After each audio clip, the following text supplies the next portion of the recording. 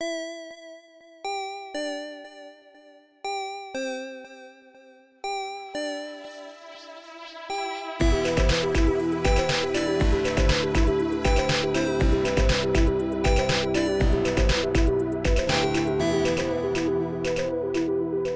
everybody, we are back for the second part of episode 50. You know what my thought is for this? What's that? That we actually play some of the game. I wish we would. Yeah. I think that really we spent so much time answering the questions that the other thing that we want to say about episode 50 is to thank all of you who are listening. We would not be anything without your support. So thank you for joining us for almost a year now. What we do here may not matter to a lot of people, but it's important to us, and it's very touching that there are people out there that it matters to as well. So thanks for joining us. So yeah, with that, it is time to let the recap roll. You start to hear this growl, and it turns into a howl. And you hear other voices start to join in all around, and there's this moment of surprise that dawns on each of you as you realize the voices joining in are your own. We find Margaret at her desk on the phone, and then she pushes a small button on the inner corner of the drawer, and a small panel opens. Inside of it is a crystal octahedron, and she drops the gem into her desk drawer and moves quickly out of the room, hitting the light on her way out. And then, in the dark, we see the pulsing glow of all 8 colors of the gem. We see the same pulsing glow. It's a face we've seen before, not many times. It's Everett, the helicopter pilot. Well, Motherhead, looks like it's time to get moving. An older woman sits in her rocking chair. From the corner of her eye, she notices some flashing, and then she moves to the far shelf where the glowing gem sits behind an old teapot, and she stares at it for a long moment, then snatches it up and vanishes. A figure lays on a single bed in a rundown motel, and we see this familiar light, and he rolls over and looks at it, and we see across his face a strange mix of relief and a little anxiety. An older man stalks through the woods with a rifle and reaches down to his belt and finds the multicolored gem hanging there, and we see a glint of metal and a familiar face. Drink up, folks. We gotta rescue the plum. So here we are, standing in this dive bar in a back room at the outskirts of Atlanta, and from the shadows has just stepped a Christmas elf with a bionic arm that is a giant claw and metal all over the side of its face. And you even hear a little bit of a tss, tss when he takes every other step, like there is some kind of piston or something moving his leg. And he's just staring at you all.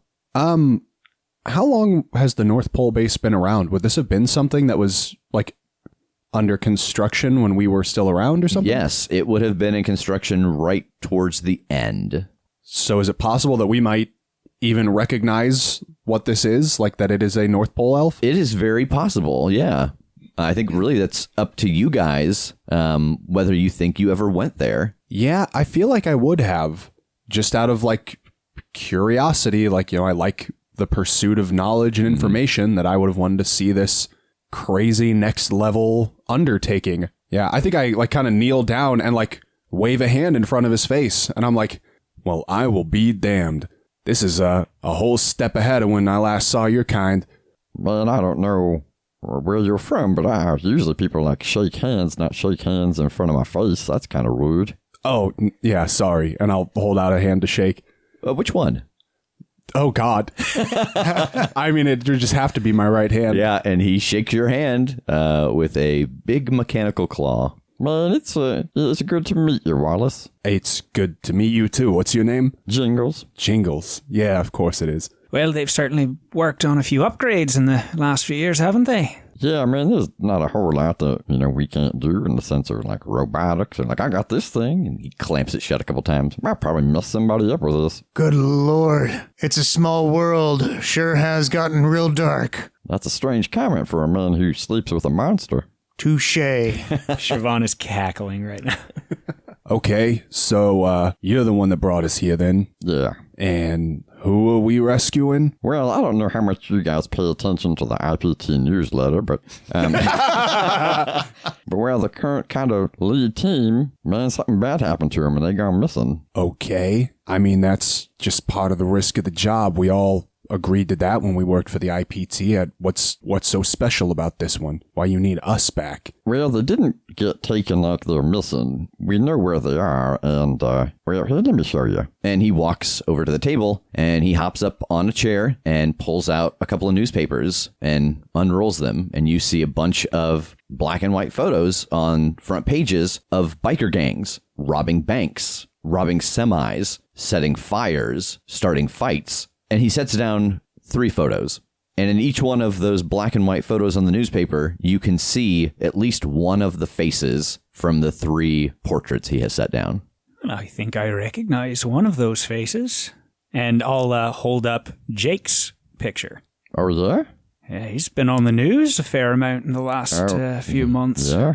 What's so special about these boys anyway? They don't look all that tough. Well, imagine if you guys had gone bad. All the things you can do. And one of them is, he's one of your teammates' grandsons. I kind of look around at everybody in this room and like point at myself and shake my head. point at Patrick. Yours? No, I can't. Oh, whose? James. Oh. You mean to tell me Tincture boned? Yeah, but only the grandfather and the father. Oh. Shit. Son of a bitch.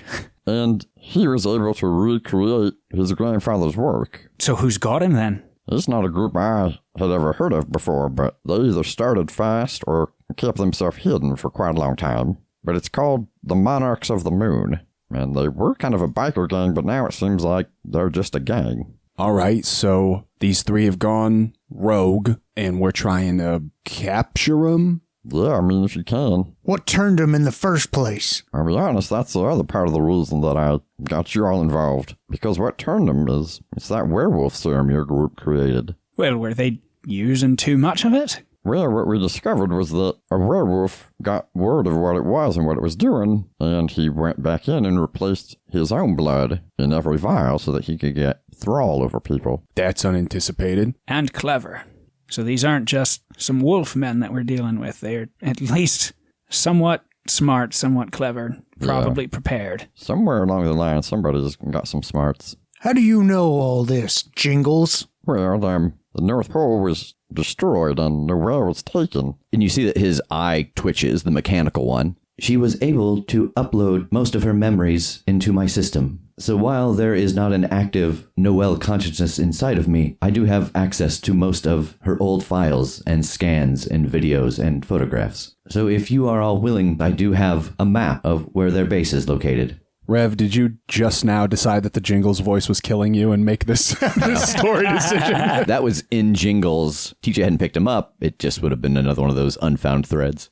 Oh, hell, I'm in. I mean, I suppose at the least we owe it to James to save his grandson, if nothing else. Yep. Yeah, I'm in. My question is when we get these boys back, how are we going to get them out from under their thrall? Everything in my database tells me that 95% of the time, if something is under a thrall, it can be destroyed by the death of the person holding the thrall. At that point, the door violently is kicked off of its hinges and clatters across the room. And there's a very tall silhouette. Patrick, what are you doing here? Sweetheart, I can explain. Did you think that flimsy excuse you told me of why you were traveling would hold weight? Why would you fly all this way to pick up a truck? Well, sweetheart, now... No, please. Which one of you is selling the old Ram? I grab a chair and I drag it to the other side of the room and face it perpendicular from them, and I sit down in it and I pull out a newspaper and just start reading it. This is not my problem. I'm going to lean back against the table. Ah, Christine. And we see Christine step into the light. TJ, describe her. Well, she's a very statuesque woman. Her skin is I wouldn't say like pale, but it definitely has a translucence to it. Instead of like blue and like red veins that you would see in a regular human being, it's got a kind of greenish quality to it. Yeah, she's a little bit what you'd call maybe necrotic. Yeah, and you know what? I think this might be a good spot to start going into your guys' playbooks. Let's talk about that for a minute. before we pick this scene back up, because I think this is a good time to explain what TJ is and what she is and, just how she works. I play Patrick McCoy, the Pararomantic.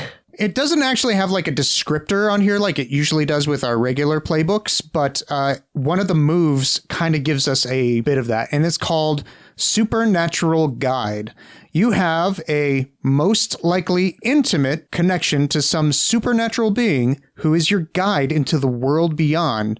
Choose if your relationship is secret or not. In this case, it is not secret, especially with these guys. I mean, it might be secret against like regular world people. Mm-hmm. And part of your backstory, too, is that the reason you are living in the woods of Montana and, hunting for your food was that she convinced you, like, we should be apart from this world. They just judge us. Let's go live someplace away from society. Right. So I decided that she was going to be at first sort of a construct, sort of like a Frankenstein, but she's more zombie-esque. And so she has a little bit of necrosis or decay, or she might look a little bit grosser to some people. But to me, she's perfect in every way. Say what kind of powers they possess. Her name is Christine Karloff. She possesses 2 armor, which I think is also magic because it's based off of her necrotic energy that she absorbed when she was created. She also has a thing where she has very sturdy limbs. So she has 2 harm, unarmed, magic, messy attack. And then her last power she has is called Awaken Object. But I think that since she uses more necrotic energy, that it's going to be more like Awaken Undead or Awaken Dead, Reanimate Undead or something. Yeah, and I think we should point out that her abilities, her moves, we have taken from the constructed playbook because, as Monster of the Week likes to do, they leave a lot of stuff very open-ended. And so since she was a force in the world, we just weren't sure where to pull her possible abilities from. And so with what he wanted to make, it just made the most sense to use the constructed. I have a +3 charm, a +3 cool, a +1 sharp, a 0 tough, and a -1 weird. And TJ does have other moves. All the guys have other moves, but we will go through those as they use them. That way we're not sitting here for a half hour just reading from a playbook. So I am playing the playbook called The Hex, and this character is Siobhan Doherty. The Hex I was drawn to because this playbook is like a souped-up version of the move Use Magic. So it takes a lot of the aspects of Use Magic and just makes them wild and dangerous and unpredictable. So a lot of the moves and stuff in particular are just ways to make the damage higher, but the risk for doing so more severe and things like that. Oh, yeah, I'll read the thing. This is a good one, too. Yeah. It reads as, I didn't have magic fall into my lap.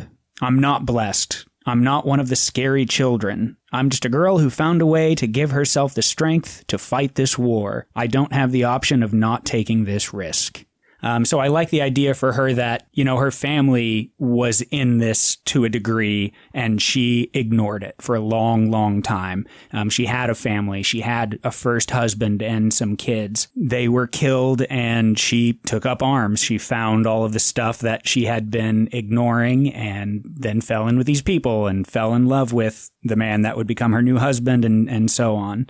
So yeah, I'm very excited about this. Her main big thing here is that there's a temptation that she has to fight at all times whenever she's kind of doing this stuff. And if the opportunity presents itself, I have to roll to deal with it or give in to it. The one that I went with is Carnage. Use magic to inflict gruesome violence. And I think the other thing that it's worth reading, because I want to put it out there into the ether so that the listeners are aware that it's a possibility.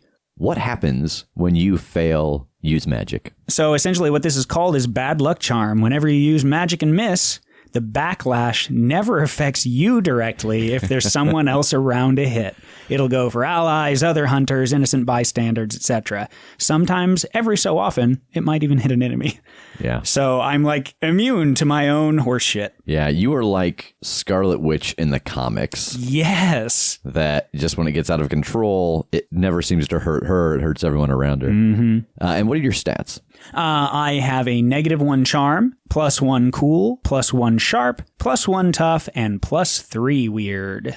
I am playing the Gumshoe, Wallace Hartwell. So the Gumshoe is like a stereotypical private investigator. One of the kind of core class features is that they follow a code, and there are some moves in the playbook that, like, if you violate your code, you just can't use them. Also, if you violate your code, you cannot spend luck. And the code is up to you. They have some example ones, but the one that we kind of agreed on based on the world and the backstory is basically protect these kids. That harm befell a child on his watch. It was his fault. And so his overall code is kind of, if something bad might happen to a kid here, that's priority number one, no matter what. So his stats are +2 charm, 0 cool, +3 sharp, +1 tough, -1 weird. Excellent. So we won't go through too much of their backstory right now, especially their collective backstory, because hopefully we might learn about it as this story unfolds. But the one thing I will say is that in the photo that we have seen both in Margaret's office and in Everett's helicopter, this is the original IPT team. 2 of the people died. We know that one of them is Tass, who was Siobhan's husband, and we don't know the name of the other one, but we do know from the images that it was a kid of 12, 13 years old. And then, of course, TJ's grandpa is missing. So, back where we were, TJ, I think you were explaining to your wife which one of these people was selling the Ram truck you came to buy. Now, listen, honey. All right, I confess that... You confessed or you were caught? Both, really. Look, I know how much you wanted to get out of the life and everything, but listen, some fellers who are part of the IPT, well, they've gone missing, and we kind of need to find them. We got to help them because we kind of caused it. How? Well, remember that serum that you and Siobhan and Tincture made that one time, and we kind of used a lot? Well, it turns out that serum, some other werewolf decided to switch it out with his own blood, and now he's got them under their thrall. She lets out a deep sigh, and she walks to the corner where other chairs are stacked, and she drags one over and sits down with her legs and arms firmly crossed. Go on. Yes, as I was saying, I have a copy of the map of the location of this gang, and she unrolls it onto the table, and it is a fairground. You can see that there are large barns, pavilions, stadiums, and stables, an amphitheater. This is the location we are dealing with. But I do not know where they might be located, or what else could be there, because the last surveillance photos I have of that location are months old. I'll get back up and walk back over to the table and look at the map. Look, guys, I want to help, but I'm not the fighter. Never was, and my job is figuring shit out. If you already know where they are, I don't know what help I might be in this. Point of interest. I don't really like going into something with less than stellar intelligence. And I'm kind of staring at the Jingles Noel construct. And in this moment, we get a flashback, and it is everyone in this room, sans Jingles, and they're all 30, 35 years younger. And Margaret is there, as is a boy that we don't know, and Tass and James, TJ's grandfather. And they are standing around a very small fire, and Margaret is insisting that they understand the layout of the location, that the images will tell them everything they need to know, and that entry should be no problem. There should be no surprises. And as it was just admitted, we don't exactly have that. Maybe you have a little more value than you think you do, Wallace. Well, let's see. And I'm just pointing at things on the map, and I'm like, there's the amphitheater, and you just point something else. There's what the Ferris wheel used to be. I do not disagree that this is not your style, but I think what will be necessary is in and out without the attention of everyone there, and that is your style. Well, you got me there. So we're reasonably sure that this biker club is the only ones using this spot, right? That is correct. I feel like just sneaking in isn't going to serve us well unless we have some kind of a distraction, but we don't know what to distract against. I think at this point she reaches into her spell pouch and fishes around for a second and pulls out what looks like a dried up heart. And I'm going to just set it on the middle of the table, cut my hand, and let it bleed over the heart. As you slit your hand and the blood drops onto the heart, we're suddenly in the past again, and we see you kneeling over Tass, and his eyes are open and looking at nothing. He's not breathing, and we see the rest of the team standing behind you, just struck with horror. And as we continue to pan back, we can see burn marks on the floor, burn marks on Tanis's body, and a sternness drops across your face, and you pull out your dagger, and you draw it across his chest, and reach inside to pluck out the heart. And the blood kind of mixes in. You almost see the heart kind of pulse a little bit. And in this, I want to invoke my hex move, Cast the Bones. All right, so tell us what that move is. Okay.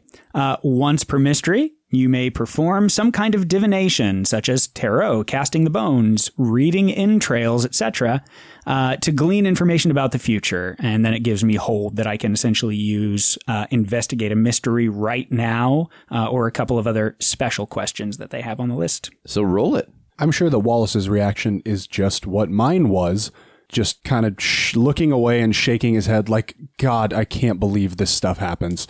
I can't believe where I am right now.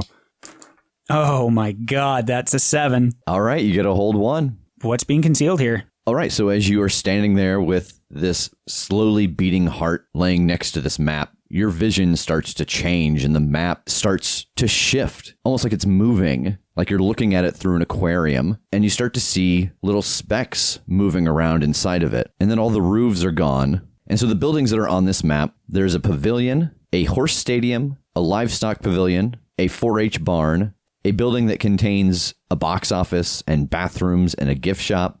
There's an amphitheater with stadium seating, and then a long building with dozens of shacks attached to it that must be all the places you could eat. Inside of the pavilion, you can see rows and rows of bunk beds. And there are lots of people moving around in here, getting onto beds, laying down, getting up, putting on clothing, moving out. It's all moving very quickly. In the amphitheater, you can see that in the back, there are a couple of rooms there, and there are maybe 3 or 4 people there, and it is a much more lavished space, a huge bed, TV.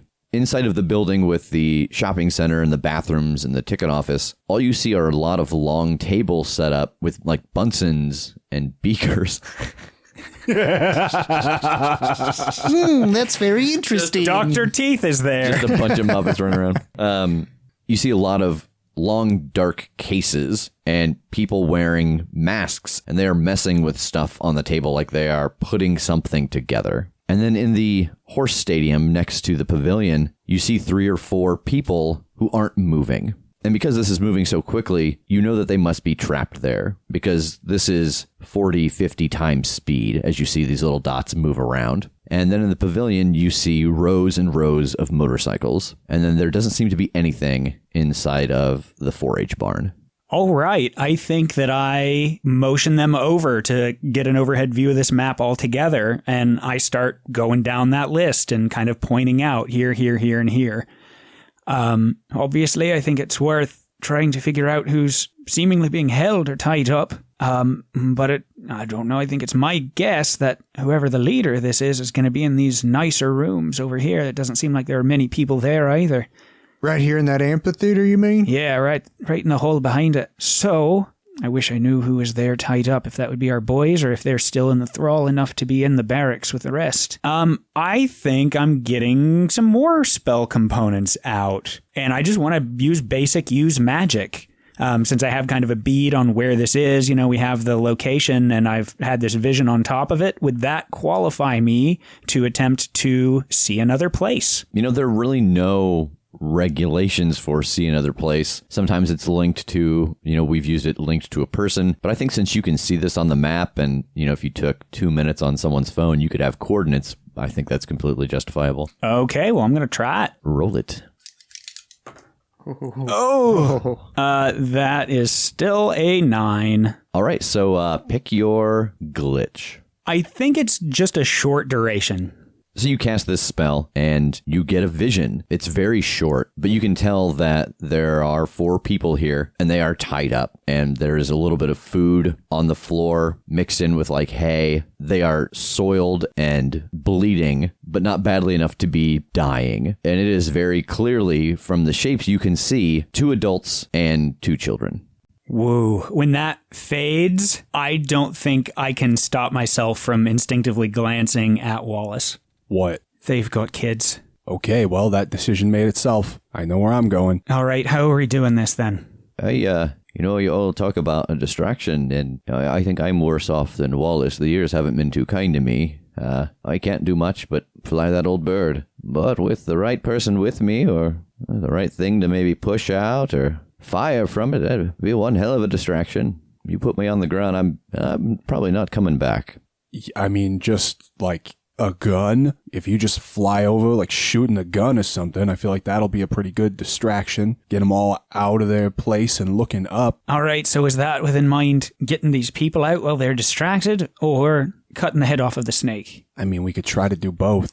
Yeah, all right. If it's going to be a distraction like that, I'd rather if whoever's leading this thing is over here on his own. We don't want him to meet up with the rest, so one or two of us need to be there to stop him while the rest are distracting and getting those people out. I mean, I'll go in and try and get the people out, for sure. Like, I'm not going to be able to fight a big bad werewolf, but I can hopefully sneak in and maybe talk my way past somebody if I got to, especially if I got some ammunition like the guy in the helicopter shooting to use to spook him. Who's that going to be? Patrick, Christine, or Jingles? I'm going for the head guy. No offense, Jingles, but I don't think you'll help me go incognito or anything in here. Though you are awfully small, maybe you could kind of sneak around some things that I can't sneak around. And he has hopped off the table by this point, and the kind of the twitch in the robotic eye has stopped. Yeah, that's fair. I don't really blend in. It's not even close to Christmas. Well, Christine, are you willing to go and get ourselves a little bit of a tussle? Oh, and then fight some bad guys? Oh, you know how combat gets me. There's just a lot of Wallace head shaking in this room all the time. Just awful bad energy, all of you.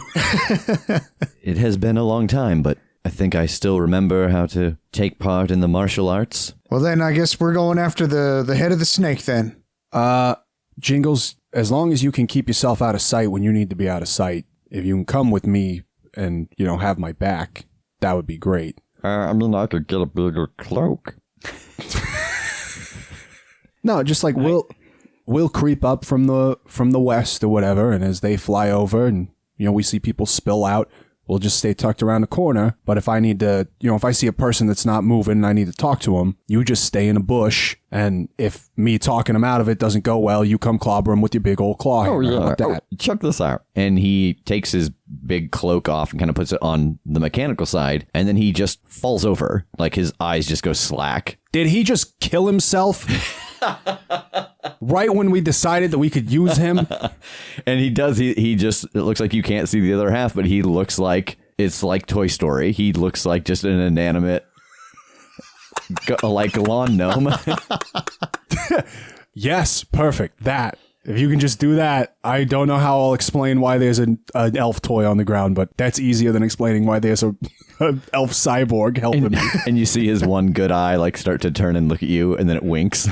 Oh, yeah, okay. I can get behind this. Looks like we don't have much of a plan, but simple works. It's almost like we haven't done this in 30 years.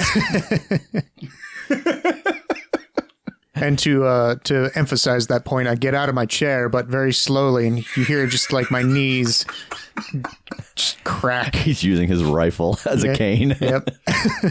All right, so we're going to do a little bit of prep here, figure out what we need to figure out, head to the complex. That's a pretty generous way of putting it, but I guess it's relevant. Everett's going to do a flyover and distract them with like a gun or something loud. I mean, it's a helicopter. It'll do a pretty good job on its own. You guys are going to go try and intercept the big dude when he comes out and just kill him. Hopefully shut down the thrall. Me and Jingles are going to go try and sneak in after they're distracted and save the 4 prisoners. Sound right? That sounds good to me. Okay. Well, let's take care of whatever business we need to take care of before we are in the air. All right. So what do you all want to do before you get into this, for lack of a better term, into this complex? I would know one way or another if my just pure magic fire attacks would kill a thing for good or not, right? Like a werewolf? Yeah, probably you've not. killed enough monsters to know that you have to have their weakness for them to stay dead. And,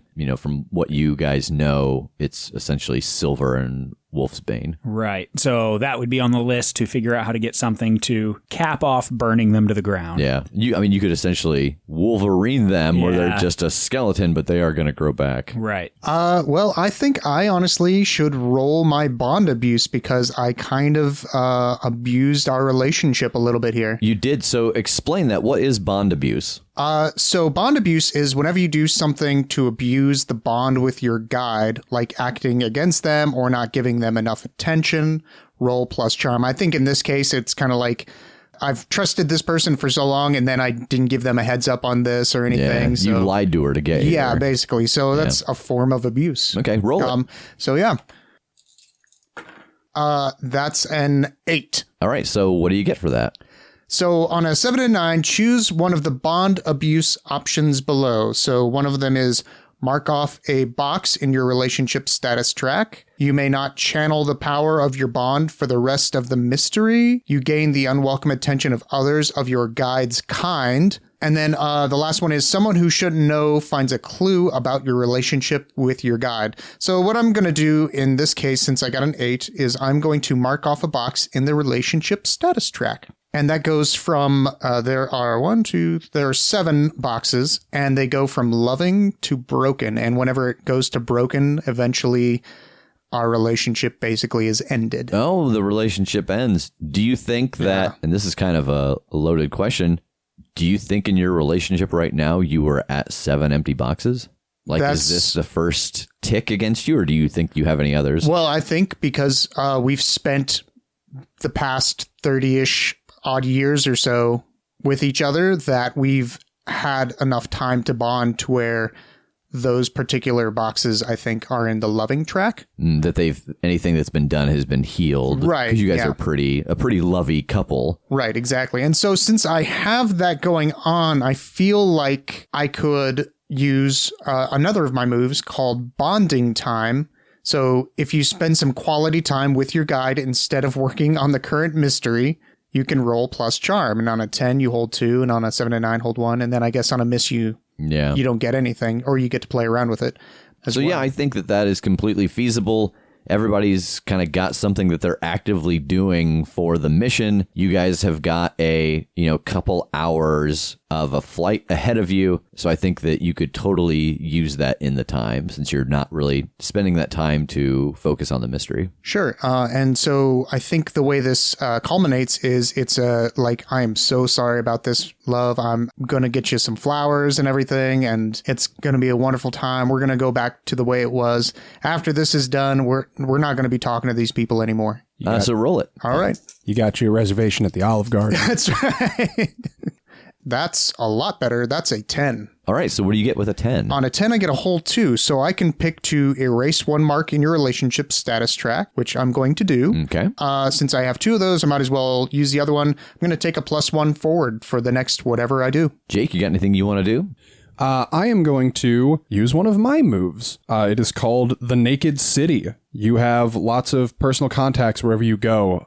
Basically, there was a list that I could pick, but I can hit any of these kind of groups of people up for information, or small favors, but it translates to a +1 to investigate a mystery roll. And I want to figure out how the thrall works. So one of my contact types is occult. So I want to kind of put a call out to somebody who would know, hey, are there levels to this? Like, once we kill the big guy, is everybody going to just be like, oh, yes, I'm free? Yeah. Or are some of them still going to be enthralled? Or are they even all enthralled? Could some of them just be working there of their own accord? So I think that it's basically just roll investigate a mystery and ask a question and justify it with that contact. Yeah, roll it. Whew.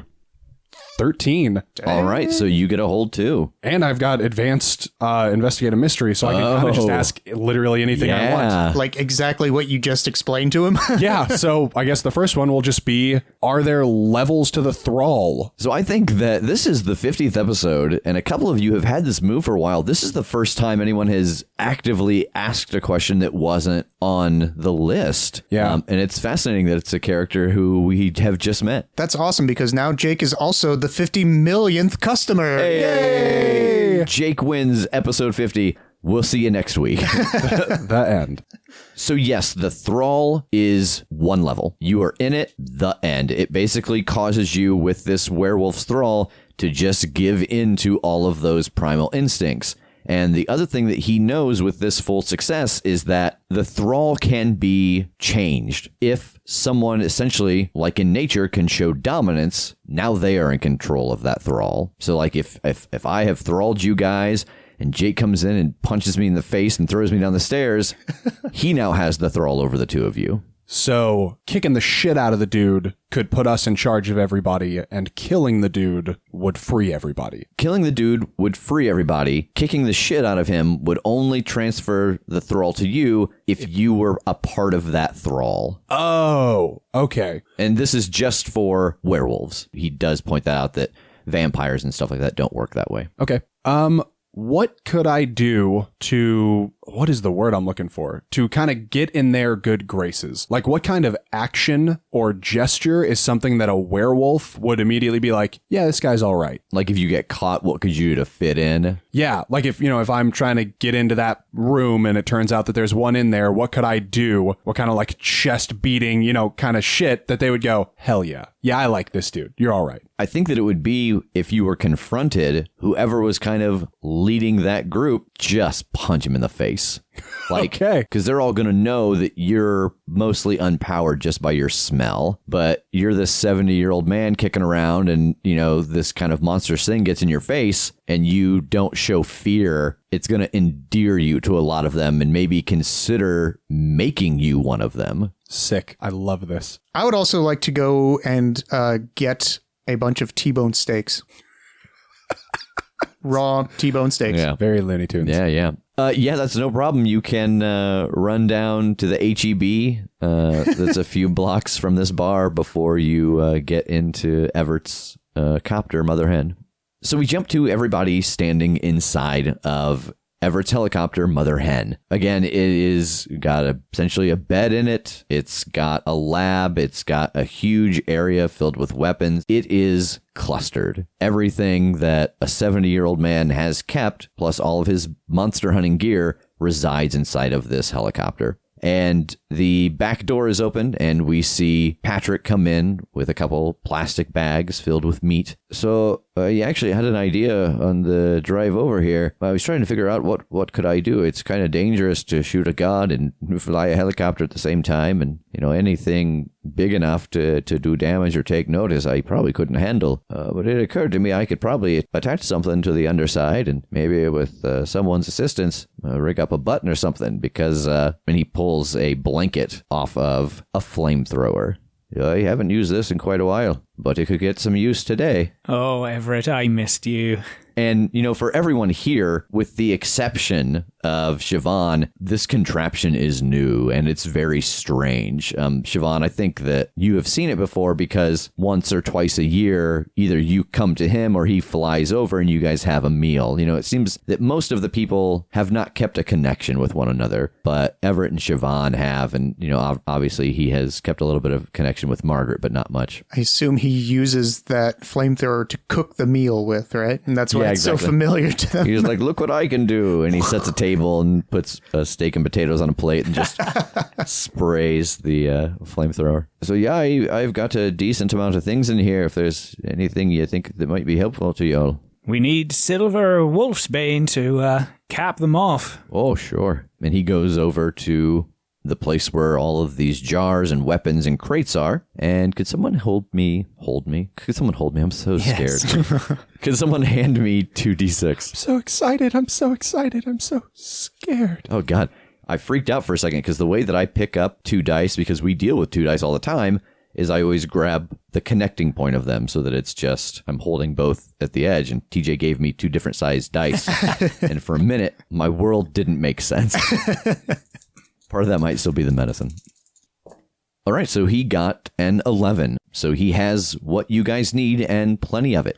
So he has some knives made of silver. He also has an assortment of silver bullets, and he does have a jar with about 4 doses of wolfsbane inside of it. Well, I'm going to grab a bunch of bullets for my magnum. I'll take a bunch for my rifle, my long rifle. Yeah, I'd also get some bullets for the shotgun and a dose of Wolfsbane. So there are 3 doses of Wolfsbane left if anybody wants them. Yeah, I'll take 2 of them and hand one to Christine. Yeah, I'll take the last one then, I guess.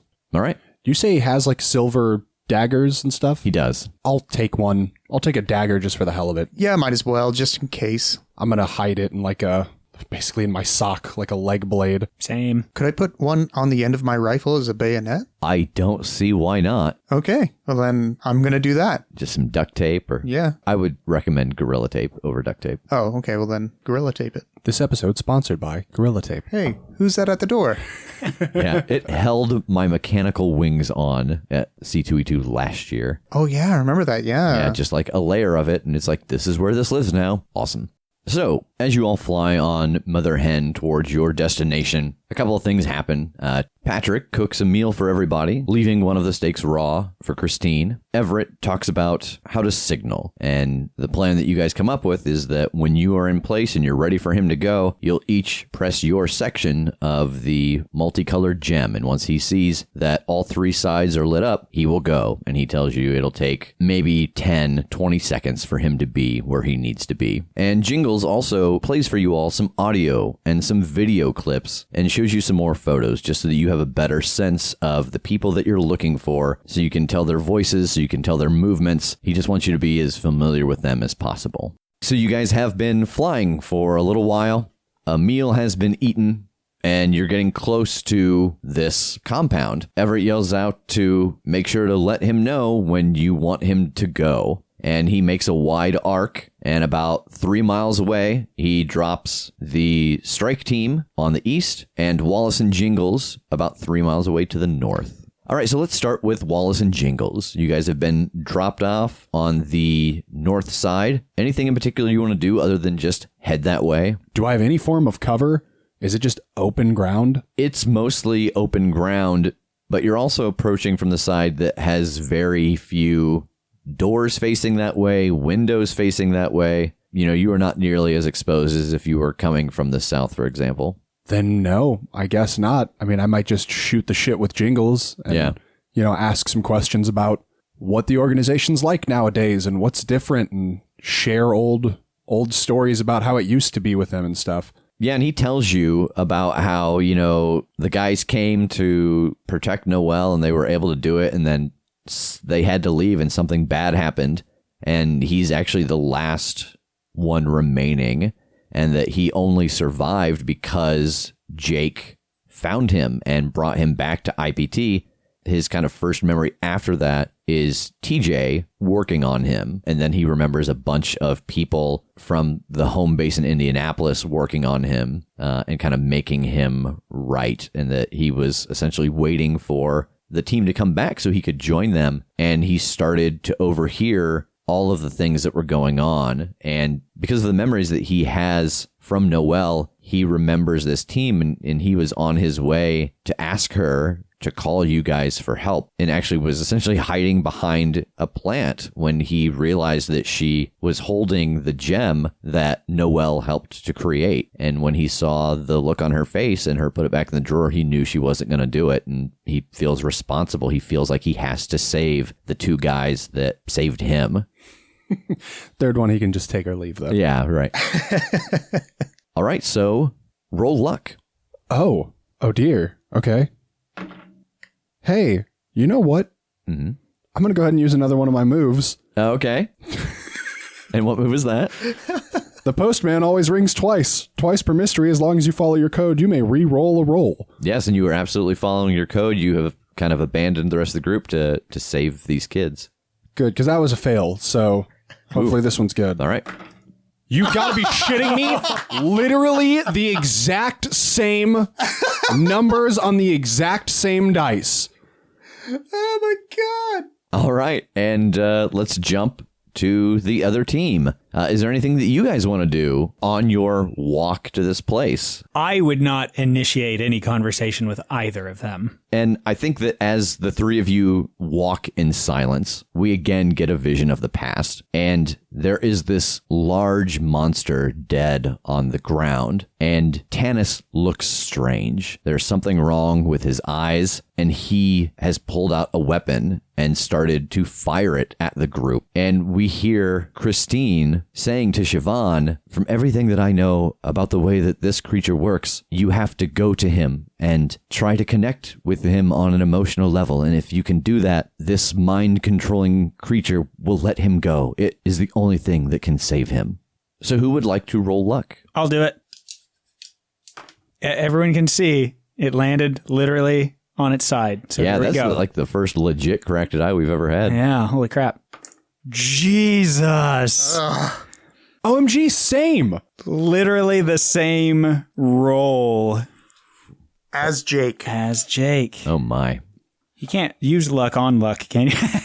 That is correct. All right, so you guys are able to get into position. You're about 100 yards away from what would be considered the land belonging to this fairground. I will give the signal. I'll press my little gem. And when we're ready, I will do the same.